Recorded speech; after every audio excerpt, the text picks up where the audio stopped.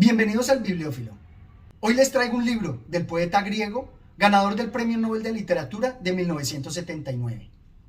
En este poema nacional, o tal vez podría casi ser una épica, nos va a presentar al poeta como el héroe de la patria y nos va a mostrar el gran poder que tiene la palabra.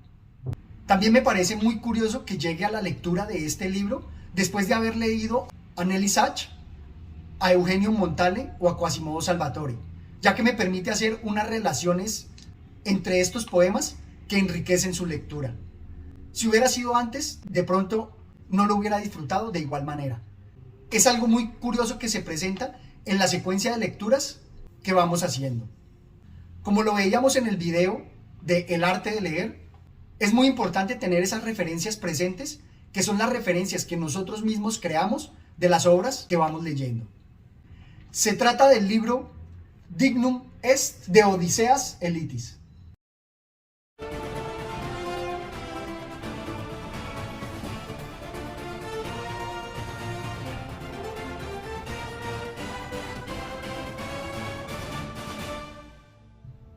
Este poemario nos presenta una estructura en la cual quiere destacar la figura del poeta como héroe, o acaso se podría decir que como un Mesías. Y es que nos va a presentar la génesis, la pasión y la gloria, tratando de emular la historia de Jesucristo, pero llevada hacia la vida del poeta. La obra Dignum Est, el traductor la presenta como loado sea, pero creo que es más atinado decir alabado sea. ¡Qué canto tan profundo! En la Génesis nos va a presentar el nacimiento, nos va a presentar las relaciones que se dan con la naturaleza y la divinidad. Aquí me recordó mucho a Eugenio Montale, precisamente por esa relación con la naturaleza y con la aparición o la transición de la oscuridad a la luz. Nos va a hablar de la misión. Dice así: misión tuya, dijo, este mundo escrito en tus entrañas. Lee y esfuérzate y lucha, dijo. Cada cual con sus armas, dijo. Me gusta porque empieza a perfilar el nacimiento de esta figura del poeta para que con sus propias armas, con el don de la palabra, que vamos a ver que va a ser muy importante, y por eso dice lee y esfuérzate, va a iniciar su heroísmo, va a iniciar su actividad. Y el poder de la palabra es tan importante porque no solamente tiene fuerza, sino misterio. Y nos dice así: secretos mandatos y palabras aún virginales, que tienen el fulgor de verdes estrellas. Y oscilando sobre el abismo conocí el formidable filo de tu espada.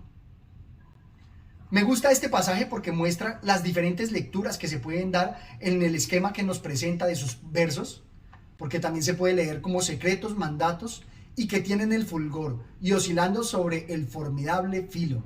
Leyéndolo de forma vertical, me parece que también tiene gran sentido.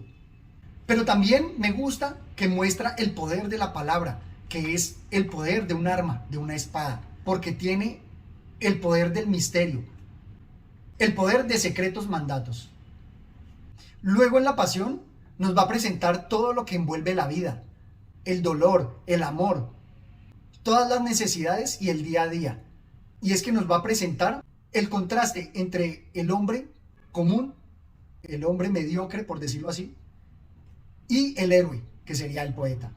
Y nos va a perfilar la figura del poeta como ese Mesías, equivalente a Jesucristo, como acá. El anticristo y el despiadado brujo del siglo, que cuando todos los demás plañimos, él lleva sol. Y cuando todos nos damos al sarcasmo, él lleva ideas. Y cuando anunciamos la paz, él lleva cuchillo. Me gusta porque empieza a perfilar esa figura de el poeta como un Mesías, donde constantemente tiene incluso que crear contradicciones o enemistades, llevar la contraria para difundir su mensaje. Y en la última parte, cuando nos habla de la gloria, va a destacar todo lo que nos ofrece la vida, el universo, porque habla tanto de lo espiritual como de lo físico. Y entonces va a alabar la naturaleza, el viento, las islas, las montañas, las mujeres, las flores, las estrellas y los árboles. Creo que con eso logra alabar la creación divina. Ahora bien, Lo más importante de este poema es que destaca la figura del poeta como un héroe, como un Mesías. Veámoslo acá. Quitadme las entrañas, yo he cantado. Quitadme la mar con sus blancos vientos del norte, la espaciosa ventana llena de limoneros, los profusos gorjeos y la sola muchacha, que con haberla tocado su alegría me basta. Todo eso, quitadme, yo he cantado. Quitadme también los sueños, ¿cómo ibas a leerlos? Quitadme el pensamiento, ¿dónde ibais a decirlo? Puro estoy de arriba a abajo. Me gusta que él muestra que toda su fortaleza está en que ha cantado. El cantar y sus versos son los que le dan el poder. Y por eso dice también más adelante: loado seas tú, el amargo y solitario, el perdido ya desde el principio, el poeta que trabaja el cuchillo en su indeleble tercera mano. Que él es la muerte y él la vida, él lo imprevisible y él las leyes, él la línea recta de la planta que corta el cuerpo, él el foco de la lente que el espíritu abraza, él la sed que sigue a la fuente, él la guerra que sigue a la paz. La referencia directa aquí al poeta está en los propios versos, pero también en ese poder como Mesías, porque nos dice que él es la vida y la muerte. Lo dota de todas las particularidades del Mesías, lo cual lo hace grandioso. Y este poeta héroe es poderoso por el don de la palabra, y por eso nos dice así: el poema ardiente, cámara de ecos de la muerte, las palabras punta de lanza y las suicidas, la luz íntima de blancura alboreada, a imagen y semejanza del infinito, las montañas sin molde que despiden idénticas imágenes de la eternidad. Nos presenta las imágenes y las palabras dotadas de una infinitud, dotadas de una eternidad divina. Esta obra la disfruté en gran medida por las relaciones que se me creó con otras lecturas que hemos hecho. Por ejemplo, con Nelly Sachs en Las Moradas de la Muerte, tenemos algunas referencias. Por ejemplo, cuando nos habla de las piedras o de las esculturas, que recuerda todas las piedras que los judíos mantienen en sus sepulcros. Dice así: mis cimientos en las montañas, y las montañas las levantan los pueblos sobre los hombros, y sobre ellos arde la memoria, zarza que no se consume. Estos versos me hicieron recordar mucho lo que nos decía Nelly Sachs. Indicaba que cuando se alza contra el pueblo de él, se alzan todas las piedras, y esas piedras son las que el pueblo mismo levanta, dándoles la memoria a través de la perdurabilidad de las piedras. O esta otra parte donde nos relaciona la vida y la muerte, y cómo la muerte se alimenta de la vida. Dice así: la vida que la muerte saboreó, desnuda como el sol ha regresado. Ahora sin otra cosa que ofrecer, la vida que ya todo ha derrochado. En las ruinas ha clavado una fulgurante amapola. Estos versos se me hace que se relacionan directamente cuando nos dice Nelly Sachs en sus versos que la muerte ama la vida que hay en nosotros, y de ahí es que se alimenta. Otras relaciones que se me presentaron están, por ejemplo, con Salvatore Quasimodo, cuando nos habla del llanto del soldado. Y la relación se me hace más directa con este poeta, porque así como nos decía que estaba tranquilo, hasta que fue atravesado por un rayo, tuvo que cambiar sus temas poéticos por los de la guerra. Creo que acá en la historia de Odiseas es similar. Él estaba trabajando en sus poemas y se vio sorprendido por la guerra. Fue un soldado más, y por eso nos muestra todas las tragedias de los soldados. Dice así: y hace un momento le saltaron las lágrimas al sargento Zoe, que apartó los papeles que traían noticias del mundo, dándoles con los 5 dedos abiertos. Así como Quasimodo nos hablaba de las batallas y de cómo el soldado solamente puede llorar en la noche y a escondidas, aquí también con el llanto del sargento se nos presenta esa equivalencia. O también en estos versos, cuando nos habla de la soledad. Veámoslo. Allí solo hice frente al mundo llorando amargamente. Y más adelante: Era el sol todos rayos que llamaba con su eje en mi interior. La relación que se me presenta es con y enseguida anochece, y con la soledad que nos transmiten algunos de esos versos, porque nos dice que está solo, enfrentado al mundo, y enseguida anochece, y enseguida todo cambia.